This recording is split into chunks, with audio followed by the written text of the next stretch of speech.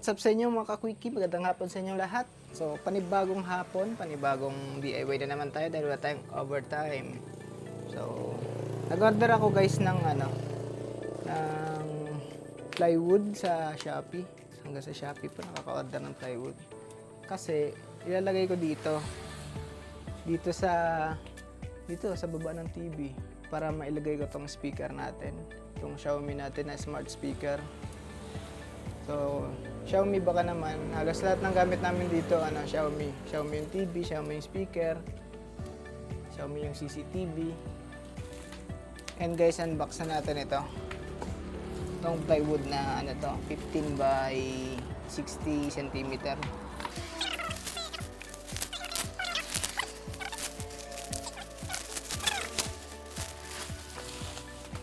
And guys, ganda. Fully finished. Dito yan. Para maangas tignan. Para may kabit natin, mailagay natin yung speaker dito. Kasi may oras yung speaker. Siguro mga ganito. Ganyan kataas. Gagamit din tayo nito. In-order. Binili ko sa DIY noong nakarang araw. Ito yung support para sa ilalim. So, unahin natin ilagay ito dito. Ganyan yan. So, paano nga ba natin ilalagay guys? Ganito. Ganito yung technique na gagawin ko. Bali, ito kasi may mas mahabang parte. Yung mas mahaba, yan yung dito sa baba.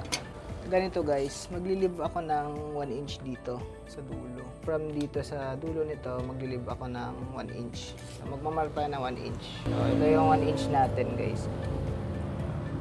1 inch. Kabilaan yan guys, magkabilang dulo 1 inch. So, pantay naman to guys. 1 inch na nilagay natin kanina. Sundin lang natin. So 1 inch na to. Sagad na sa pader yan. Sagad lang natin. So yan na yung 1 inch. Ito na yung sentro. Ayan na guys. Nakuha na natin yung sentro ng bolt. So pwede na natin tong lagyan ng screw. So ganun din gagawin natin dito sa kabila. Dito. Ayun guys, dahil na lagyan na natin ng marking ito kanina.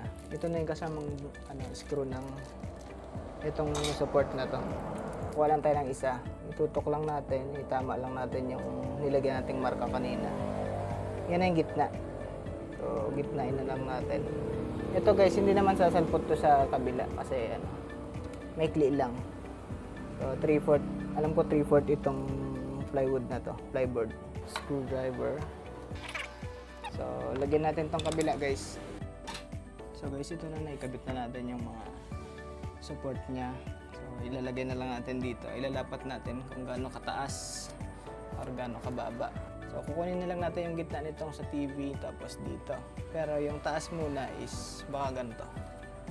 Try natin. Wala nang sukat tong taas nito guys. Basta mailapat ko lang itong speaker.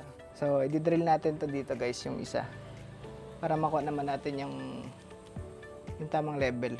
Gamit tayo ng drill.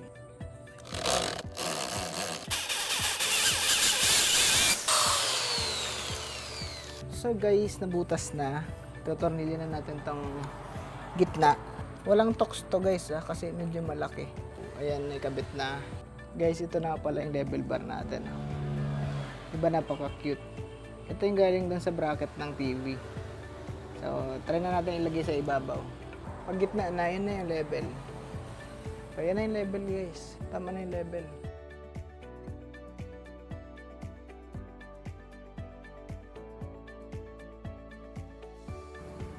So yun na guys, nakabit na natin.